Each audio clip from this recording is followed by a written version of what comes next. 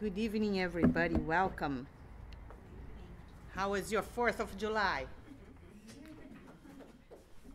We got inspired by the 4th of July, right? We just had celebration. And it comes to us such an important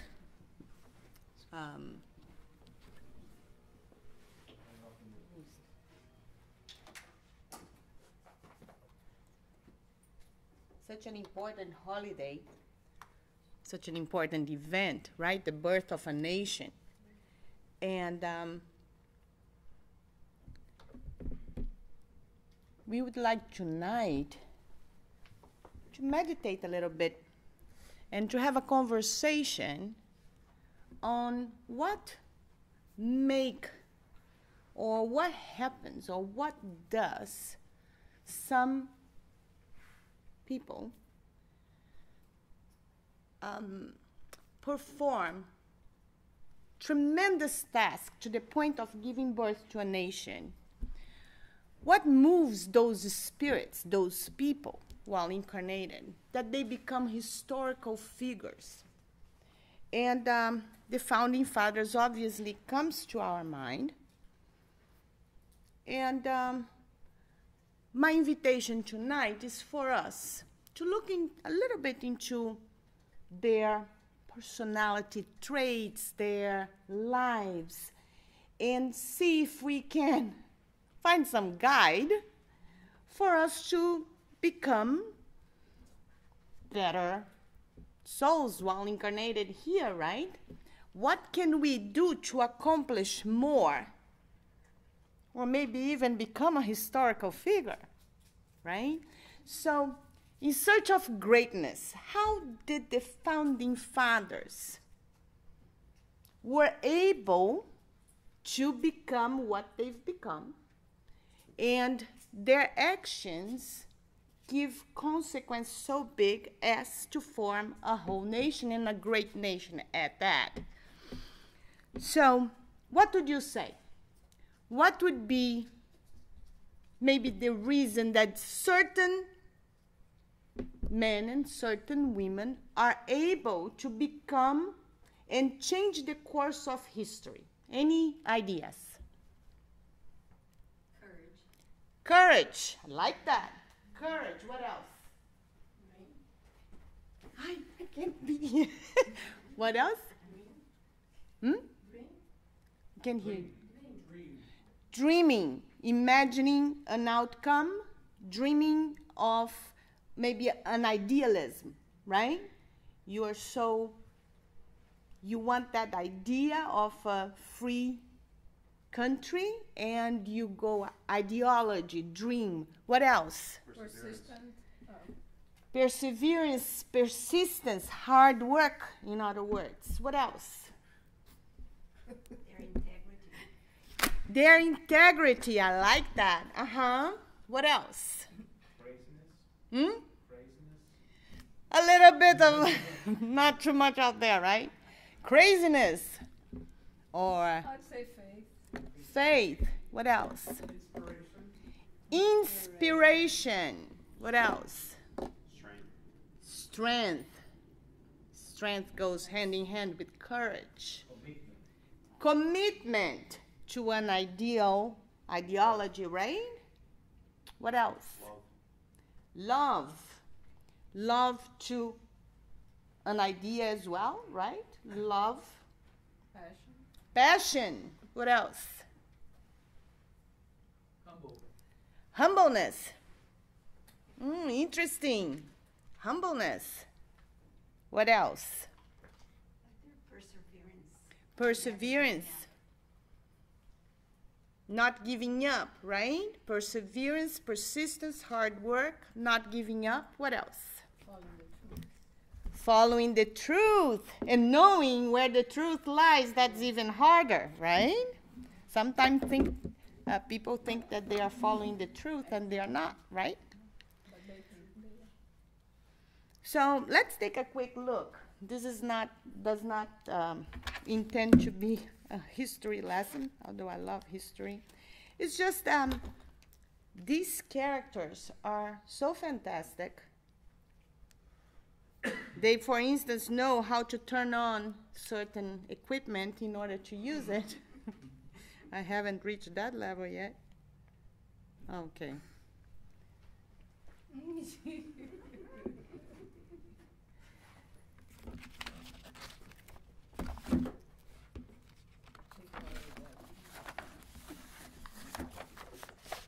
So we could agree that while most men walk, thank you. We can agree that while most men walk, some men fly, and a few men soar. That's why it's so appropriate that the eagle is the symbol of our nation, right? The founding fathers soar. We have an image of them, and let's start by George Washington very quickly, right? He was a military man, he was a farmer. Yes, he did own slaves. Let's pass that very fast. Which is good because we can analyze that even great men does not mean that they were, what, perfect? So we already know that greatness doesn't mean what, perfection? Gives us hope, right? So he was he was a surveyor, so his knowledge of land helped him a lot in his military skills. Very important, we're going to see that a lot in the founding fathers. He was a self-taught man. Okay, of course, we are in the end of 18th century. You're going to find a lot of that. Self-taught man. And he was a gentleman from Virginia, aristocratic. He had money, luxurious lifestyle. And George Washington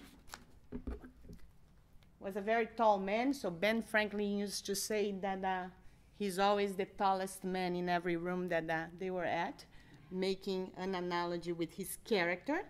So George Washington, basically in his personality, you can come down to strength of character. When we said about character, integrity, right? Military, virtuous. He could not tell a lie. Honor. These are like the characteristics that would fit his type. So in 1775, he's the commander-in-chief of the Colonial Army, if we can call that an army. By our standards nowadays, of course, it wasn't, but they, back then, very weak forces, and he's still, with that very weak army, he leads this very weak army, and he's able to destroy the mighty British Empire. So we see that a lot in history, right? He had a form of knowledge that is he used a lot of espionage, strategy, very strategic, exactly. So, interesting, very interesting man. So we form a personality for him. Now let's take a look at John Adams. John Adams is Harvard educated. So now here another thing, education, right? While George Washington was self-taught, John Adams has gone to Harvard Law School. He was a political philosopher. And in John Adams, you're going to see a lot of the passion and ideology and idealism to the cause. He's the embodiment of that. He was the leader of the movement for independence. And I'll read a little bit in the Second Philadelphia Congress. They were discussing among them how ready we were to go and get independent from England. And he says, he's very ideological in that sense. He says, the hour has come.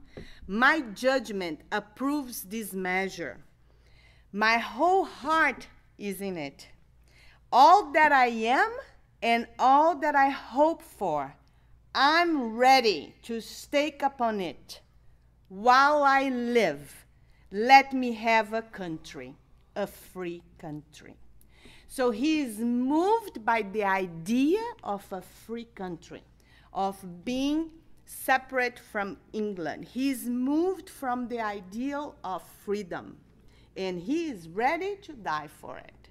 So we can see he is the embodiment of the ideological belief, right? And the seek and the search for that truth according to his belief. Yeah? And then we have Thomas Jefferson, an intellectual, an inventor, a philosopher, very influenced by the human rights movement and the Enlightenment, very inspired by Voltaire and Rousseau, all the illumination, the Enlightenment writers. He was an intellectual leader. Thomas Jefferson wrote 33 drafts of the Declaration of Independence, and then in the end he said, simplest is always the best. So he finally gets to the final draft of the Declaration of Independence. And he has suffered a lot. So if we think that these great historical figures have been saved because they didn't have any personal problems or tragedies, so they can do all this, you know? No, he has lost a daughter, he has lost his wife, he went through many personal tragic moments.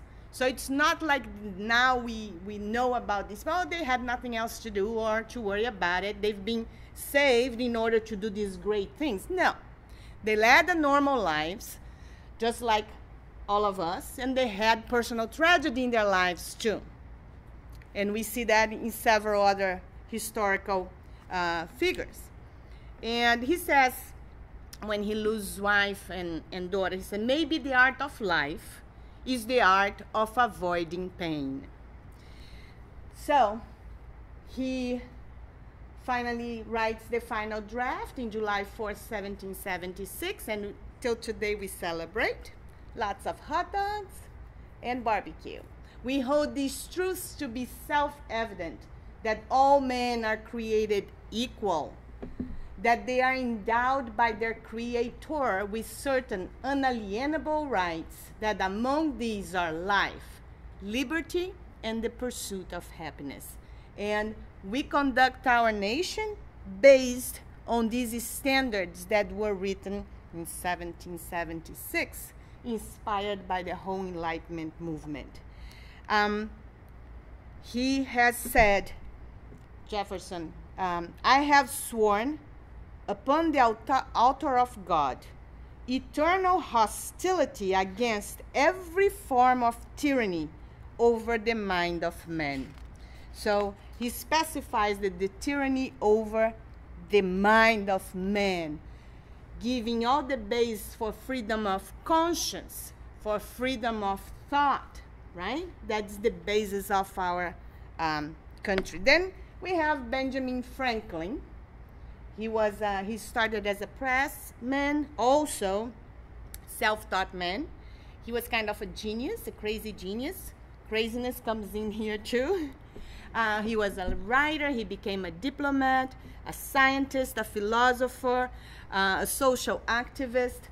Benjamin Franklin invented the bifocals, so he was like a genius, self-taught as well.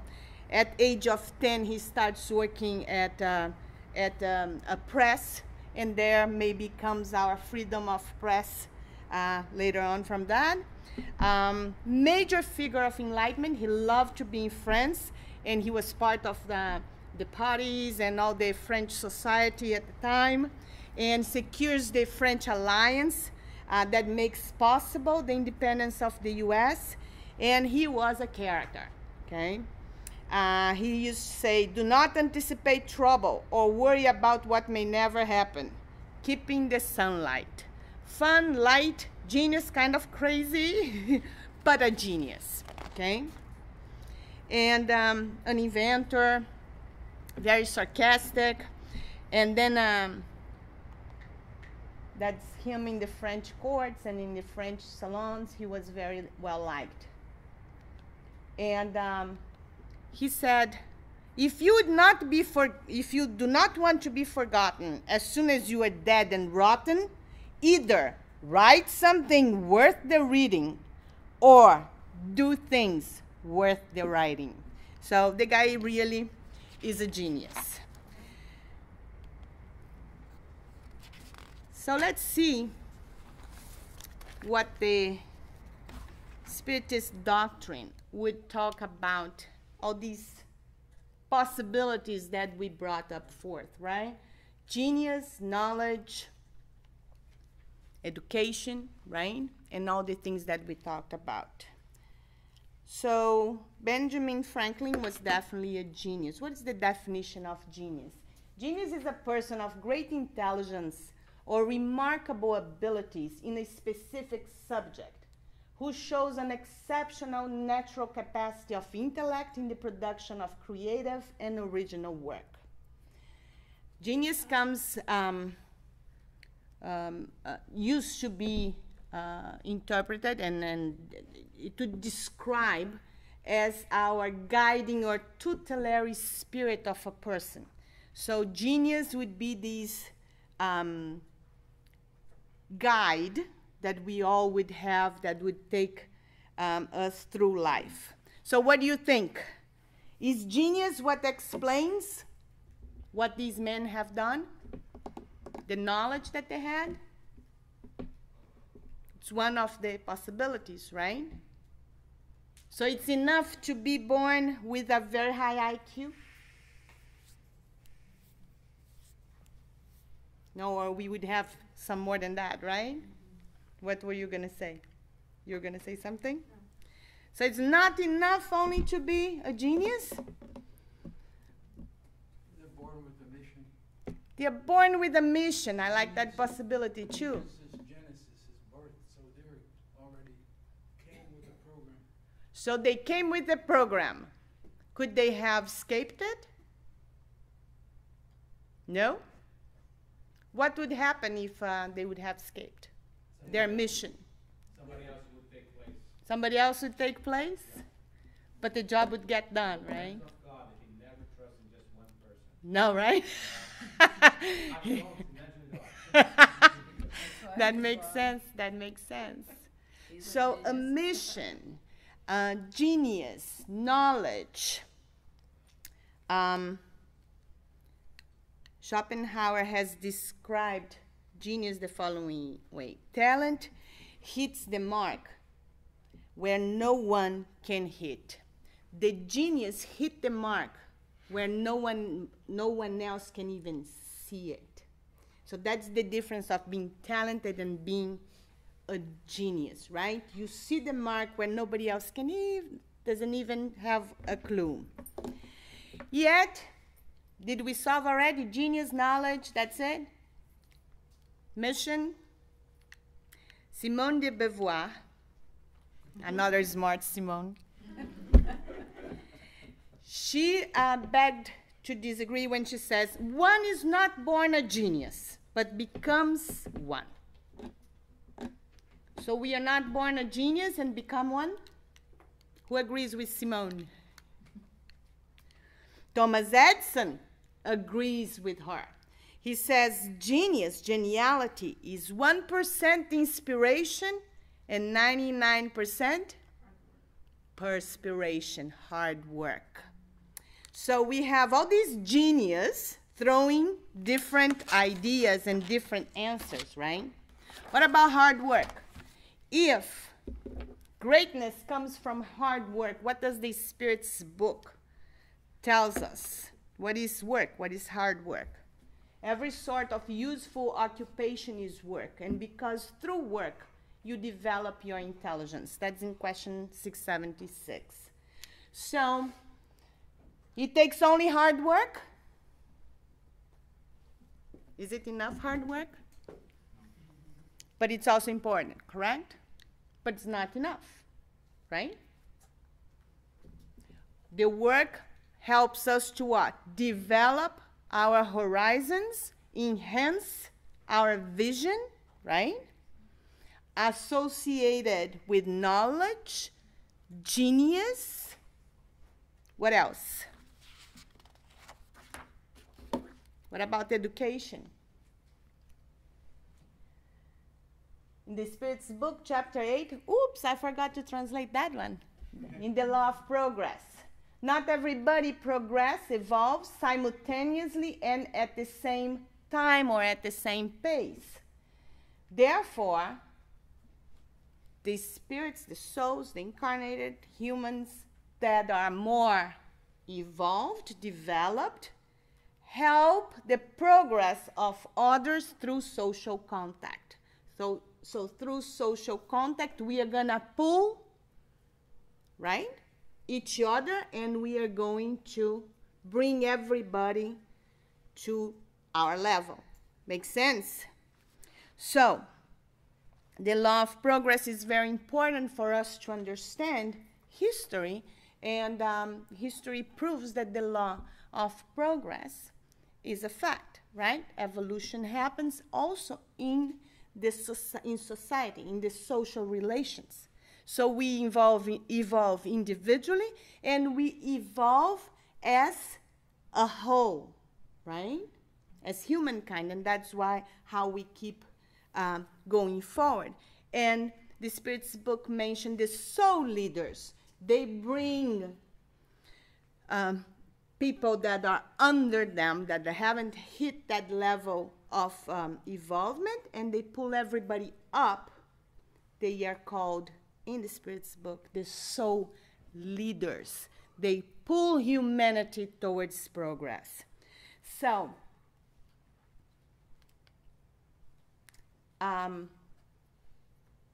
who said courage?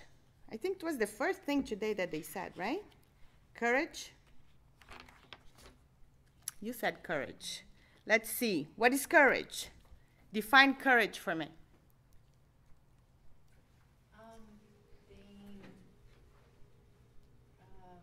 Not being afraid and taking chances. Taking chances. Who is married here?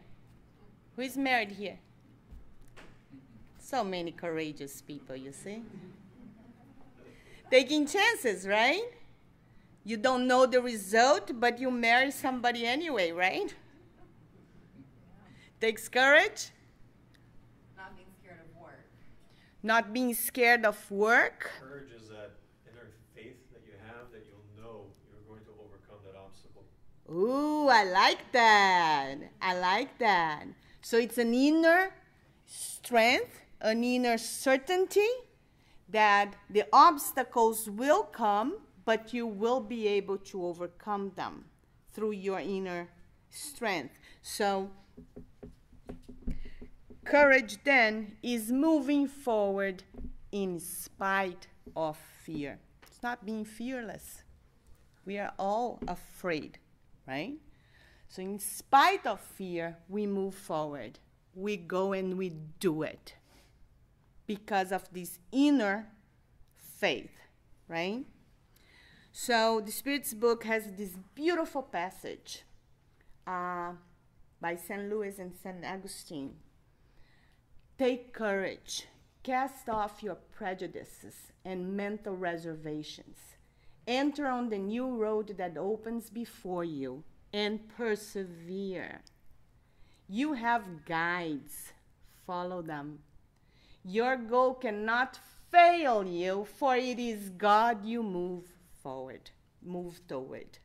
So it's such a beautiful passage in the Spirit's book that reminds us that it's when our goal, when we are seeking the truth, right, and that goal is aligned with God's will, we don't have anything to be afraid of that will deter us, right? So take courage. Cast off your prejudice and mental reservations. Enter on the new road that opens before you and persevere.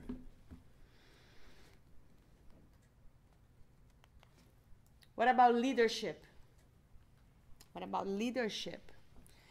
Humanity progresses through the personal contributions of truth-seeking individuals who are engaged in their own inner transformation. So your outer work is connected to your inner transformation. Isn't that awesome?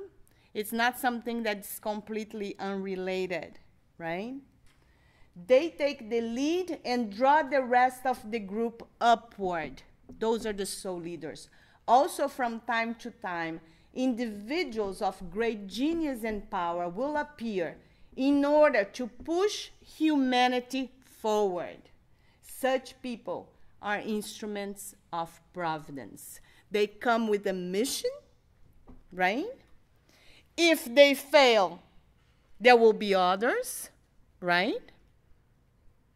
And providence will make sure that humanity moves forward through history.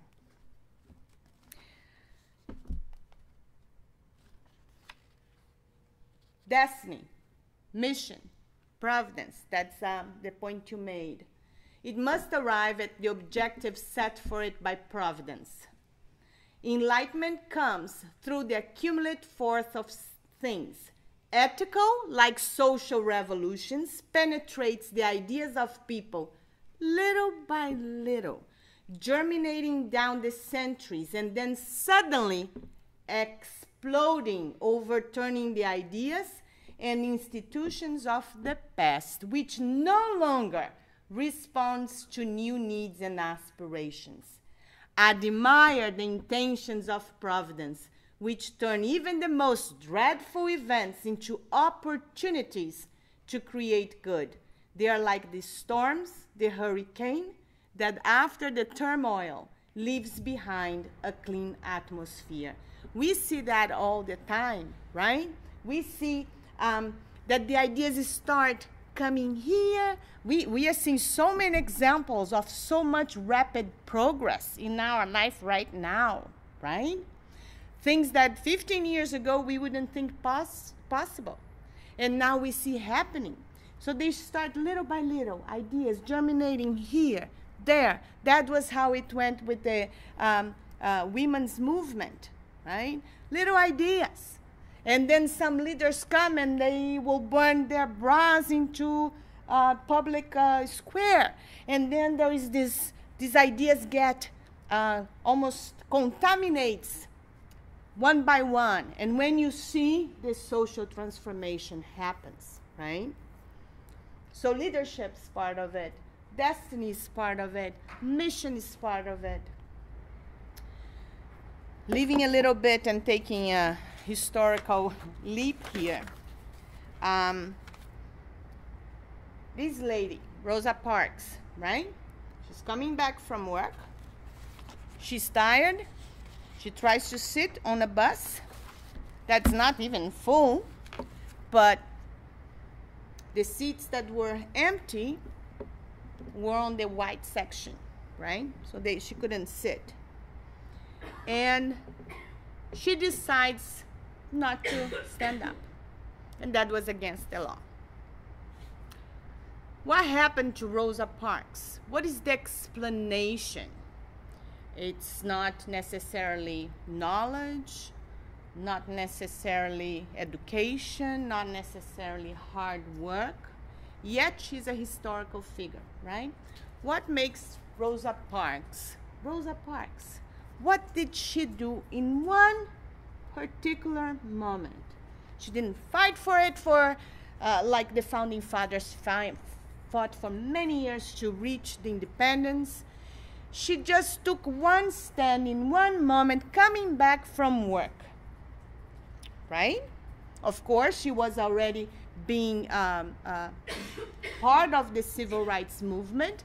But in that particular moment, she was just tired of standing up and not being sitting because it was a white place, right? What happens at that moment that makes such a trivial moment become a historical moment? Inspiration. Inspiration. What does inspiration stand for? In spirit. In spirit. Inspired. Not Rosa Parks, but God in her. In that particular moment. Not me, but God in me. Inspiration. We can call that grace, right? So, what touched that woman at that particular moment, right? In 1963, the philosopher Huxley, he writes, spiritual grace cannot be received continuously or in its fullness, except by those who have will away their self-will to the point of being able to say, not I, but God in me. At that particular instant, Rosa Parks was not concerned if she was going to jail. She willed away her self-interest, her self-will, where she takes a stand and she doesn't care if she's going to jail, if she's not going. She's just too tired. She reached that moment where it's not her, but God in her. And that's when the hands of God, right, touch it, our lives, and history is made. The breeze of God's grace is blowing continuously. You have to set your sail to catch the breeze. So again, like the Spiritist doctrine says, grace is not something that comes for free, right? Grace is not something that falls upon us. We have to set our sails up. The movement is ours. We set our sails up, and then the breeze comes, and we just sail away. That's grace. That it starts in the moment that we move. We do that first movement of setting up the sails and let God take over.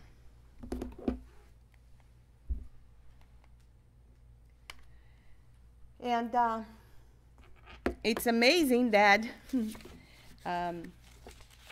the symbol, the music symbol of our nation is Amazing Grace, right? It was written by John Newton. I don't know if you know this story. He was a slave trader. He would cross from Africa bringing slaves. And so he was in the lowest commerce there is, human commerce, human trafficking. And towards the end of his life, he reads the New Testament. And in John 9, something happens inside of him. And he gets touched and he stops that. He stops doing the trade. And he writes Amazing Grace. He writes the song. And in that part of John 9, it's where it says, even a wretch like me, right? Whether he's a sinner or not, I do not know. What I do know is that I was blind and now I can see. That's the passage that touched him so deeply. And that's when he writes Amazing Grace. So even a wretched man like he was throughout his life in human trade is able to turn around and make history. So I guess all our ideas of what makes these great men, and all that we debated here are just